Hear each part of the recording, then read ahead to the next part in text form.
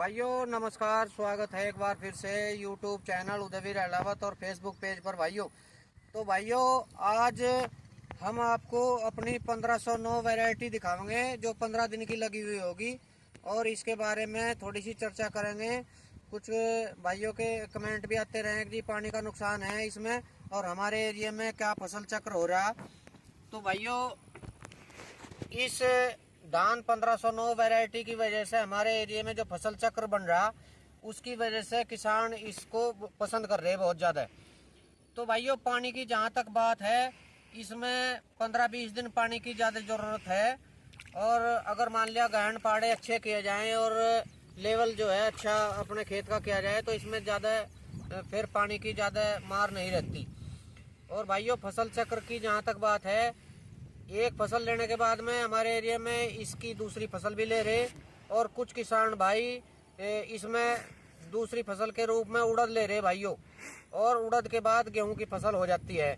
तो ये फसल चक्र बन रहा। और कुछ किसान भाई एक बार ये मुंजी लगाने के बाद सरसों लगाते हैं, सरसों के बाद फिर गन्ना लगाते हैं। तो फसल चक्र जो सिस्टम हमारे एरिया में बैठ रहा है वो बहुत ही अच्छा बैठ रहा सिर्फ इस फसल की वजह से। अगर ये इसको साठी धान बोलते हैं, अगर ये ना लगाई जाए तो साल में फिर 2 फसल ही लगा सकता है किसान, तीसरी फसल इस तरीके से संभव नहीं हो पाती। और जहाँ तक इस वैरायटी की बात है, ये भाइयों 15 दिन की लगी हुई होगी और इसमें अब दूसरी डोज देने का समय आ गया। तो इसमें पहली डोज जो है हमने 8 दिन बाद दी थी, 7-8 दिन बाद, और 10 दिन के गैप में 3 डोज इसमें दे देनी चाहिए।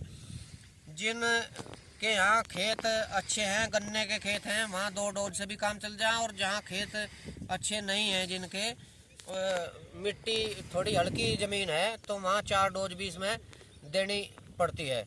तो भाइयों इस वैरायटी में ज़्यादा जो ध्यान रखने की ज़रूरत है वो फंगस आती है इसमें, और उसकी वजह से पेड्डा बढ़ने की समस्या आती है। तो हमारे खेत में पेड्डा बढ़ने की कोई समस्या नहीं है। अगर ये पेड्डा बढ़ने की समस्या रोकनी तो पौध का ट्रीटमेंट इसमें बहुत ज़रूरी है। जिन किसान भाइयों ने पौध का ट्रीटमेंट कर लिया, अच्छी पौध तैयार कर ली, तो इसमें फिर पेड्डा बढ़ने की समस्या नहीं आती।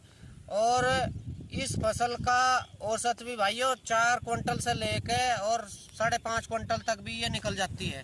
तो एक अच्छा अमाउंट दे के जाती है ये फसल। बहुत ही अच्छा मतलब प्रॉफिट ले रहे हैं किसान भाई, और इससे एक फसल चक्र बन जाता है भाइयों। तो भाइयों ये जो है खेत खड़ा हमारा, और इसमें दूसरी डोज देनी है अभी। तो इसमें फंगस का ज़्यादा ध्यान रखना, फंगस की ज़्यादा इसमें दिक्कत है भाइयों बढ़ने की। वो देखो एक भी पेड़ जो है इसमें बढ़ा हुआ नज़र नहीं आ रहा, क्योंकि हमने पौध में इसका अच्छा ट्रीटमेंट किया।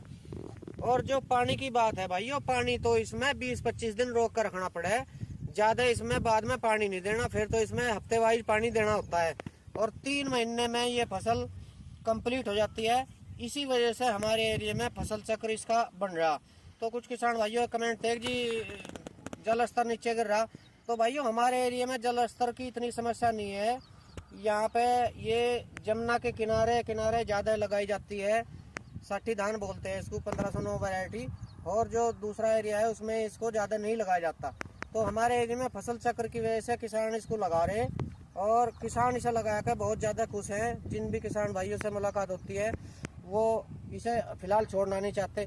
आगे सरकार का जो निर्णय होगा तो उसको सभी किसान मानेंगे, पर अभी तो जो है ये लगाई जा रही भाइयों, और अच्छा फसल चक्र बन रहा, और बहुत ही बढ़िया उत्पादन ये वैरायटी देकर जा रही भाइयों। तो आज ये एक छोटी सी वीडियो के माध्यम से मैंने अपना खेत दिखाया भाइयों, और ये एक छोटी सी जानकारी दी। उम्मीद करता हूँ कि आपको ये वीडियो ज़रूर पसंद आएगी। चैनल को सब्सक्राइब और वीडियो को लाइक करना। नमस्कार।